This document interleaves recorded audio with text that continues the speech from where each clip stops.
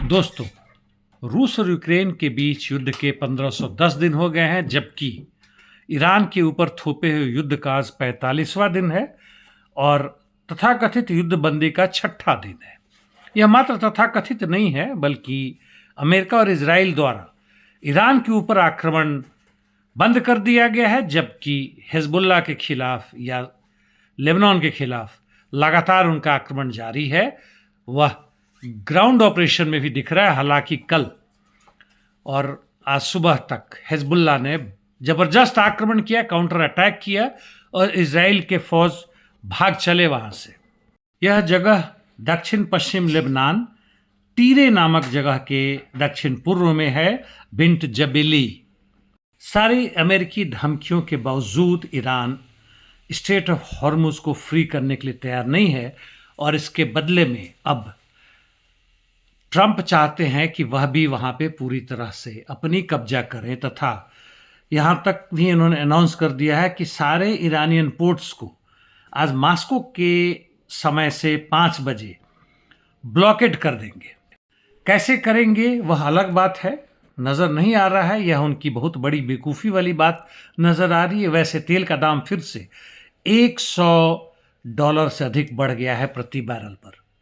इस बीच में war mongering में व्हाइट हाउस पीछे कहीं नहीं रहता। उसने कहा है कि वह लिमिटेड स्ट्राइक ईरान पर कर सकता है जो IDF करेगा, यानी युद्ध फिर से होना है। कब और कैसे, कहाँ, वह देखने वाली बात होगी। वैसे चीन के विदेश मंत्री ने सही कहा है कि अमेरिका 240 साल का ही है, लेकिन उसमें केवल 16 साल छोड़कर वह हमेशा युद्ध करता रहा है, यानी मेरे शब्दों में युद्धजीवी बन चुका है। वॉर इंडस्ट्री जरूरी है अमेरिकी साम्राज्यवाद के जीवित रहने के लिए। जहां तक रूस यूक्रेन के बीच युद्ध की बात है, 32 घंटे का सीज फायर जो ऑर्थोडॉक्स ईस्टर पर किया गया था वह बंद हो चुका है। दोनों तरफ से कम ड्रोन्स का इस्तेमाल शुरू हो गया है और इस बीच में यूक्रेन अपने रिजर्व्स को सूमी वोल्चांस्क सेक्टर में लेके आए हैं। कुपियांस्क में बाई लाज अभी पोजिशनल बैटल ही चल रहा है। रूसी सैनिक दक्षिण कुपियांस्क के कुरिलिवका में थोड़ी सी आगे बढ़े हैं, जबकि जापोरिजिया में प्राइमोर्स्क और स्टेपनोगोर्स्क की तरफ लड़ाई जारी है। ओरिखोव में भी स्थिति यही है।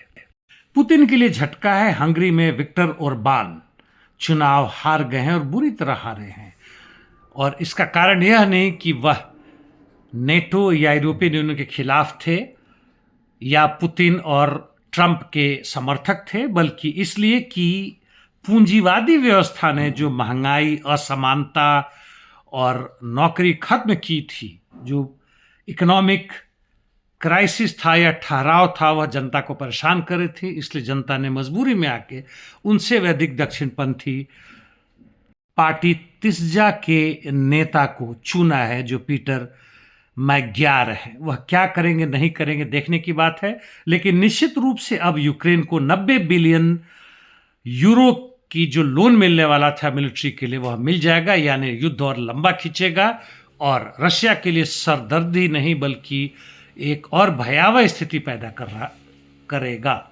आज के लिए इतना ही दोस्तों, संक्षिप्त में है। कल फिर मिलेंगे। धन्यवाद।